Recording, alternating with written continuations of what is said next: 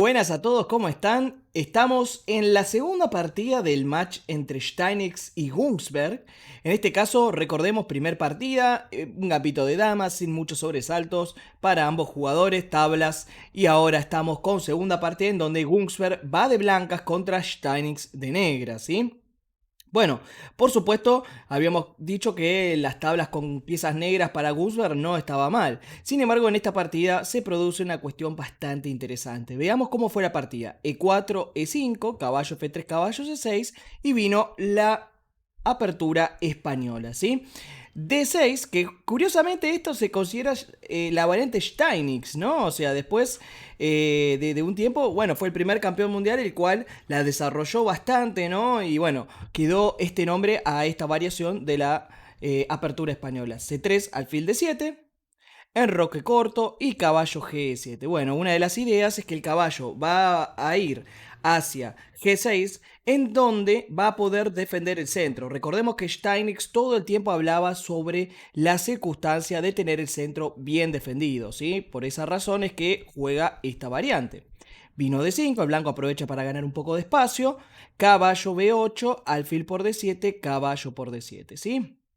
Entonces aquí el blanco juega caballo a 3, la cual, digamos, no es una jugada mala, pero existían otras opciones. Por ejemplo, una de ellas, que parecía un poco más natural, es jugar C4, con intención de transponer a una estructura de estilo peón-dama, ¿no? Luego de alfil E7, caballo C3, enroque corto, por ejemplo, B3. Si el negro quisiera romper con F5, podríamos capturar y tratar de jugar por la casilla, por ejemplo H6, caballo Fd2, y en esta posición noten cómo los caballos estarían fuertemente situados, ¿no? O sea, aprovechando justamente la ausencia del alfil de casillas blancas. Esto, por ejemplo, sería una manera de jugar la posición.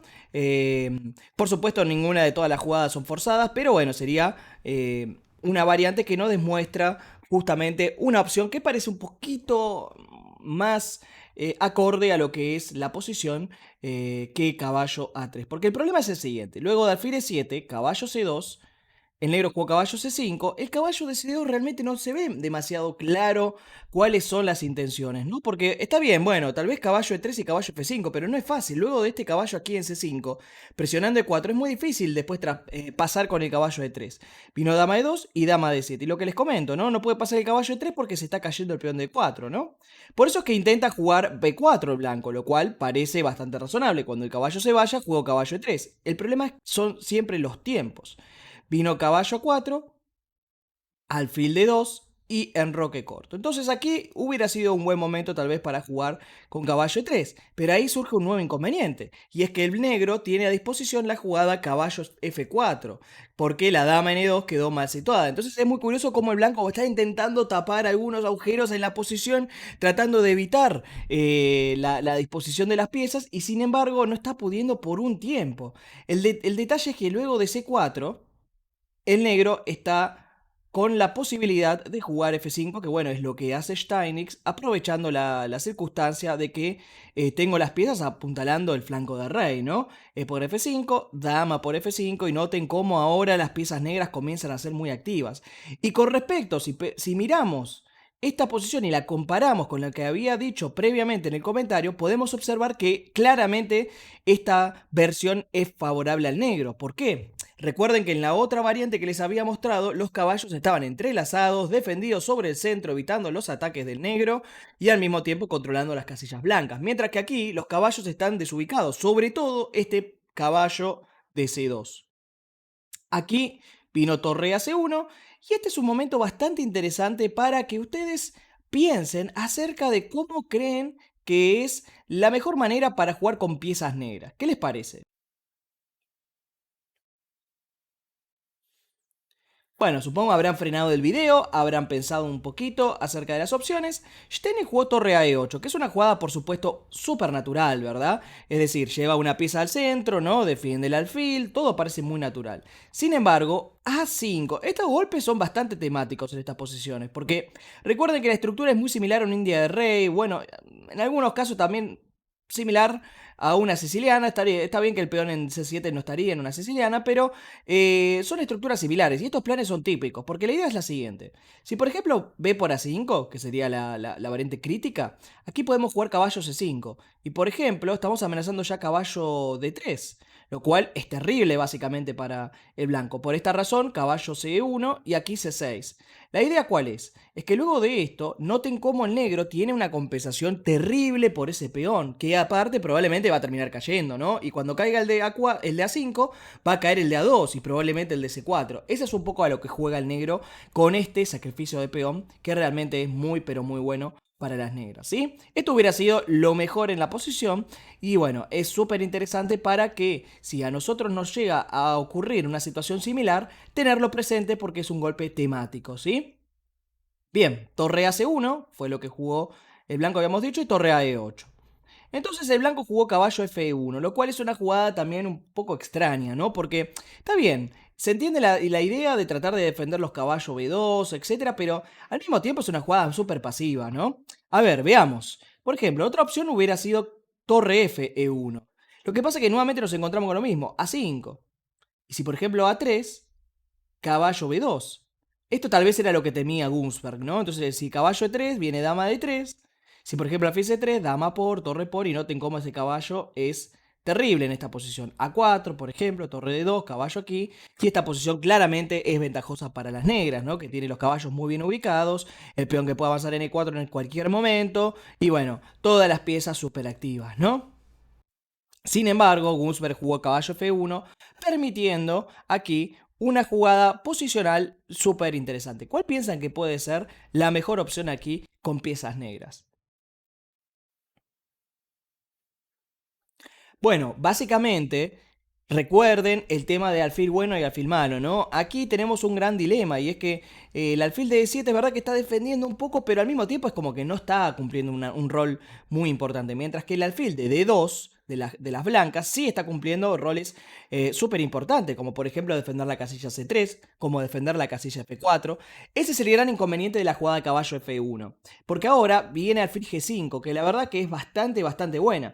Aquí el blanco jugó G3, intentando al menos defender las casillas H4 y F4. Sin embargo, el gran tema es que es verdad que defiende aquí, pero también debilita todo esto. Es decir, las casillas blancas ahora son aún más débiles. ¿Qué hubiera pasado si, por ejemplo, alfil por G5? Bueno, dama por G5, caballo 3, caballo F4 y si dama de 2, A5. Noten cómo este golpe es temático. Todo el tiempo, en todas las variantes, estamos observando el mismo golpe. Por ejemplo, A3, torre F7, torre C2 y luego D4. Bueno, es una posición donde el negro claramente tiene contrajuego, ¿no? Es decir, está en una situación donde está generando muchas molestias al primer jugador, ¿sí?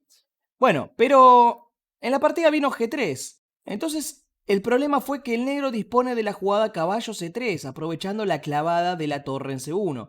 Y luego de este golpe, podríamos decir ya que el negro tiene clarísima ventaja, porque el tema es el siguiente.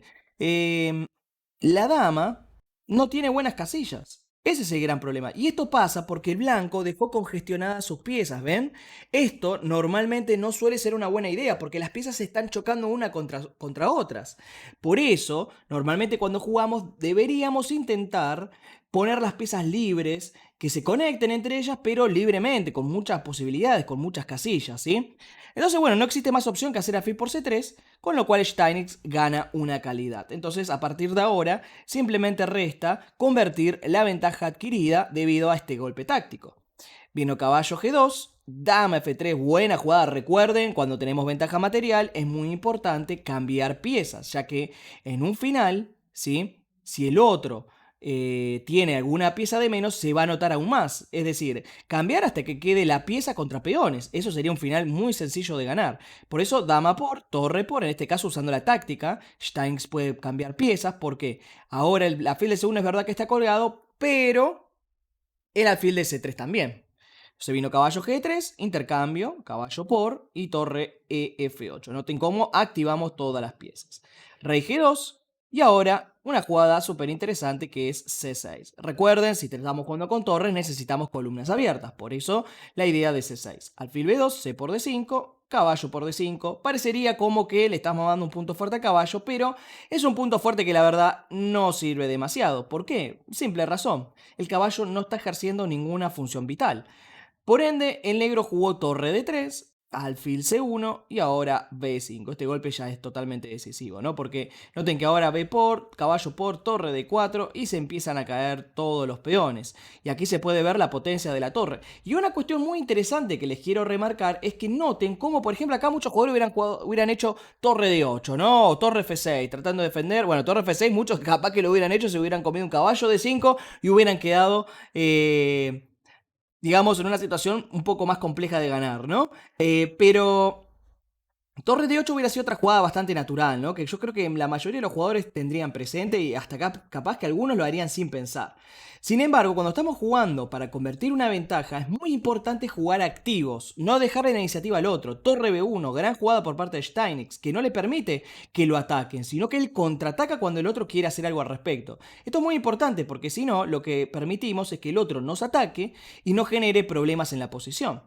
Por eso alfil A3, torre por D1, caballo por, y ahora se transforma en un final sencillo, ¿ven? El peón avanza, caballo C3, D4, aquí, torre B8, se activa la torre, H5. Fíjense cómo hasta le evita todo el posible tema táctico, torre aquí, alfil, torre jaque, se cae otro peón. Y en esta situación, Günzberg decide abandonar, ¿sí? Bueno. Partida súper instructiva porque nos muestra un poco acerca de este esquema, ¿no? Que es similar a una India de Rey, que de hecho vino de una Ruy López, ¿no? Aunque no parezca, que a veces yo la he visto desde una Pirc, ¿sí? Y por supuesto desde algún tipo de siciliana. Entonces es muy interesante conocer este tipo de esquemas y ver cómo Steinitz tomó ventaja justamente de que el blanco jugó un tanto pasivo, ¿sí?